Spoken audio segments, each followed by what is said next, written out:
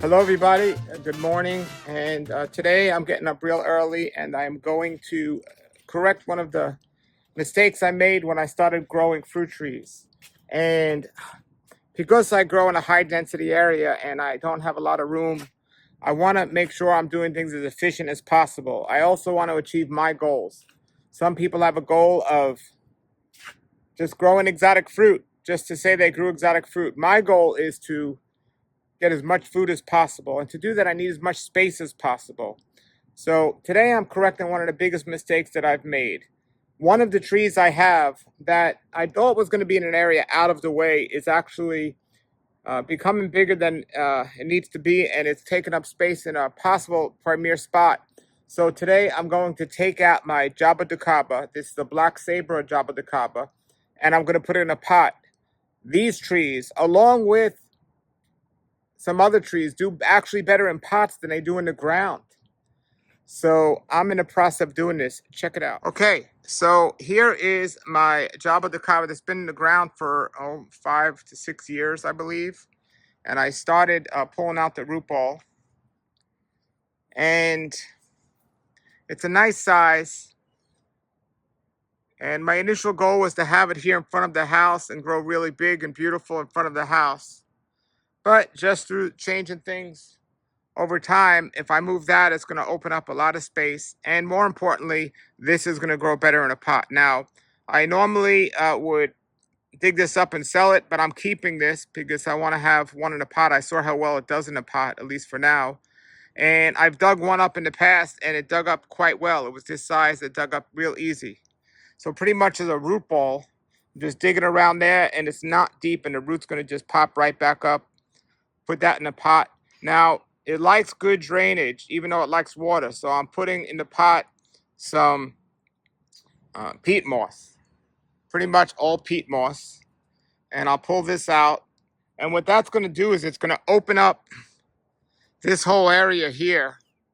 And over here, I have this mango tree that was a cogswall, and I grafted it, but I'm not sure that I'm going to keep that. And here's a pickering. I already have another picker in the ground. So if this goes out and this goes out, that leaves a big space here for another tree. And I'm debating if I'm going to put here a white sapote or a mamey. I have on the other side of my yard a mamey and a white sapote. So I think that would look beautiful here. But my first goal is to get this jabo in a pot. I didn't cut this back. I was advised I didn't have to cut this back. My friend Chris Evans grows a lot of jabos in the pot and in the ground. And I'm not saying don't grow them in the ground if you have a lot of room. But they seem to grow great in the pot because they like a particular soil. And it's not the soil that's necessarily in the ground. So I'm going to finish digging this up here. I've only been here for 15 minutes and looks like I got almost half of the root ball out. So I just got to get that little corner there.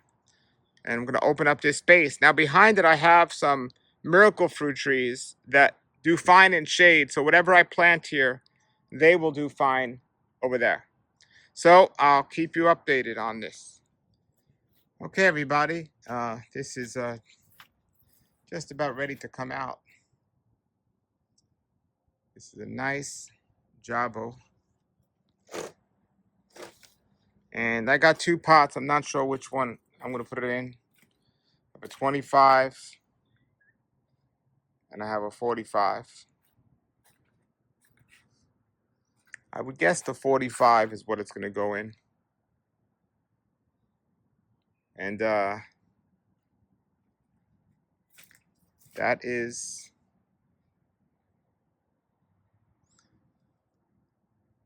do a nice job opening up this space. I already have some papaya growing here, wild. If I decide to keep this mango, it'll open up the space nice for it. But again, this opens up a beautiful spot for a bigger tree, a white sapote, perhaps. My fruit hunter's white sapote. We'll see. But that's coming out. I just dug right around the edges. It's a little challenging because of the irrigation. But besides that, not a problem.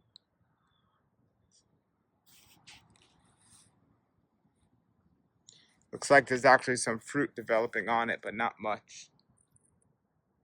Maybe not the best time to move it with the fruit on it, but well, it's actually small fruit. Just noticing that now, but there's not much on there. This is fruited in the past, but that's not tremendous like my neighbor's. Black Sabara. I know it looks red, but that's black. All right. All right, we just pulled the tree down and we got the root ball. We're going to go right into the pot now. This turned out to be a big job getting it out of the hole. It was extremely heavy, and thanks with the help of both my neighbors and a car jack, we were able to get it out of the hole and into the pot. It was much more work than I thought it would be. Taking it out of the ground was easy, but getting it out of the hole was a whole nother story. But we were successful, and in the pot I have peat moss with some perlite and fertilizer. All right, everybody, this was pretty easy to uproot and get out, but to get it in the pot was another story. But thanks to my neighbor's help, we did it, and here it is. That is 45-gallon Sabara Jaboticaba, looking good. And what that does is it opens up this spot here. Now, this is a cogswell with the ice cream. There's a mango tree that I may keep here, I'm not sure, but I need room for more trees, and at this point I got to take trees out to add more.